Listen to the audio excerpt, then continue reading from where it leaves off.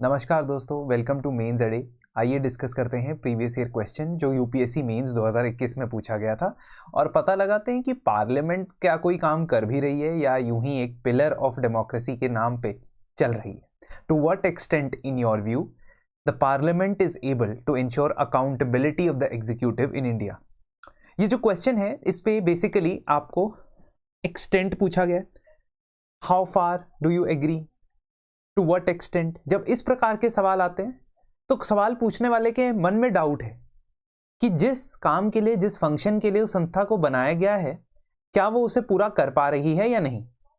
That means आपको उसकी achievements यानी कि उपलब्धियां भी बतानी है एंड उसके कंस्ट्रेंट्स यानी कि शॉर्टकमिंग्स भी बताने हैं। इनफैक्ट कुछ केसेस में शॉर्टकमिंग्स ज्यादा भी हो सकती हैं, जैसा कि रीसेंट टाइम्स में पार्लियामेंट के अंदर मल्टीपल डिसरप्शंस के बाद देखा गया। तो क्वेश्चन जो आपको आंसर करना है उसका आप स्ट्रक्चरिंग सोचोगे, इंट्रोडक्शन, बॉडी और कंक्लूजन। कंक्लूजन पे आने से पहले इंट्रोडक्शन में आप आर्टिकल से स्टार्ट कर सकते हो। Article 75 ensures that we have collective responsibility of ministers, that is the executives in our country. You could also start with part of the constitution which says कि आर्टिकल 79 से लेके 122 के अंदर सारा का सारा पार्लियामेंट का लेखा जोखा लिखा गया है। और you could also start with saying that we adopted the Westminster model of parliamentary system because we wanted adequate check on the powers of the executive. इनमें से किसी भी तरीके से आप इंट्रोडक्शन दे सकते हो। Now the main body of the answer will have 3 सब पार्ट्स।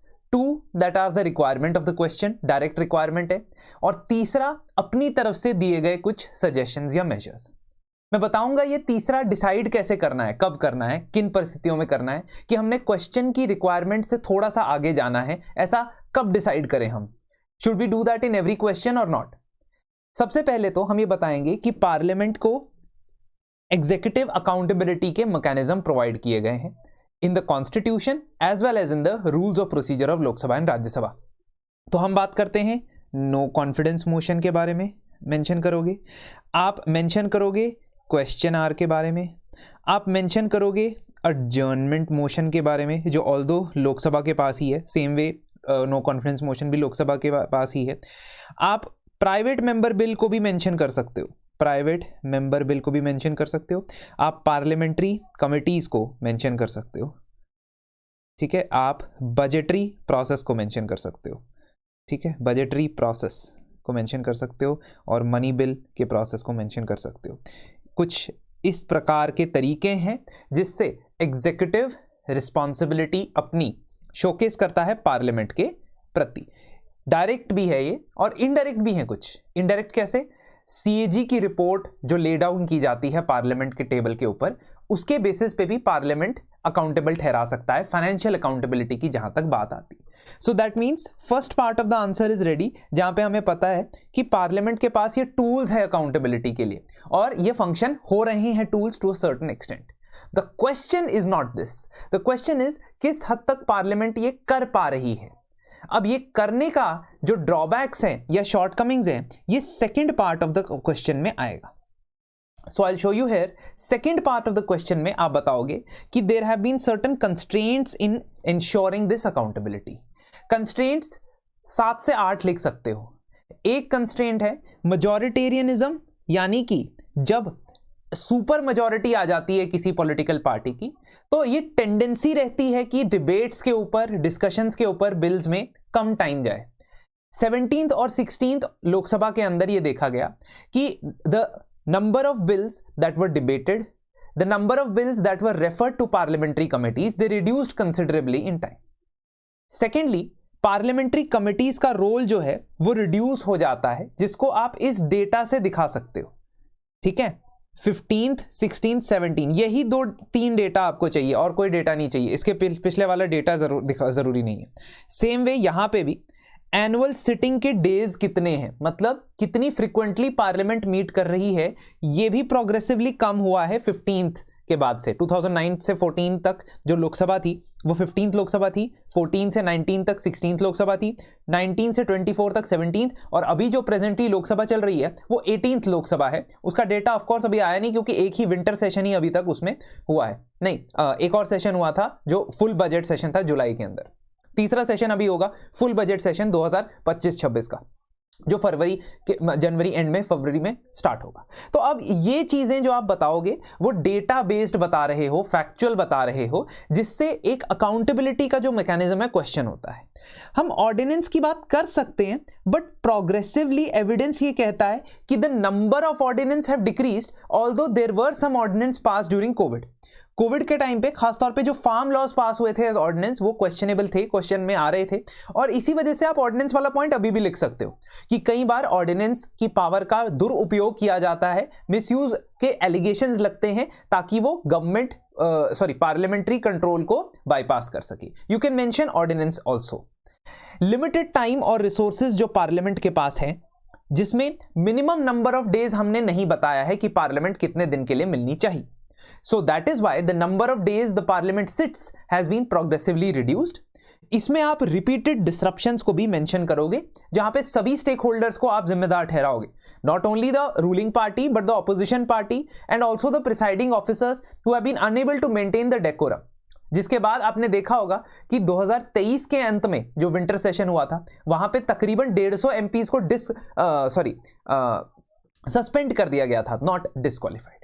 पार्टी का डिसिप्लिन यानी कि इंट्रा पार्टी डेमोक्रेसी भी इसके लिए जिम्मेदार है, क्योंकि इंट्रा पार्टी डेमोक्रेसी ये कहती है कि आप चाहे ऑपोजिशन पार्टी के मेंबर नहीं हो, आप रूलिंग पार्टी के मेंबर हो, तब भी आप एग्जीक्यूटिव को अकाउंटेबल ठहरा सकते हो।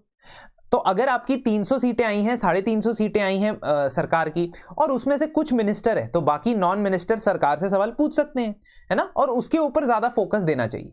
एंटी डिफेक्शन का जो रूल है वो डिसेंट को अप्रिशिएट नहीं करता है।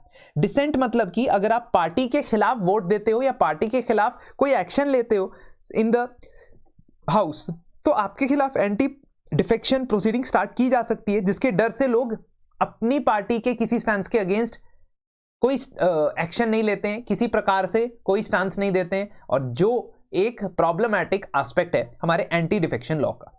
After having pointed out these with the basis of data और फैक्ट्स, जहां पे हमने 7 से 8 पॉइंट बता दिए हैं, अब हम वे फॉरवर्ड बताएंगे, जबकि क्वेश्चन में ये पूछा नहीं गया है। पूछा नहीं गया ना, आपको कहीं पे पूछा नहीं गया सजेस्ट रिफॉर्म्स।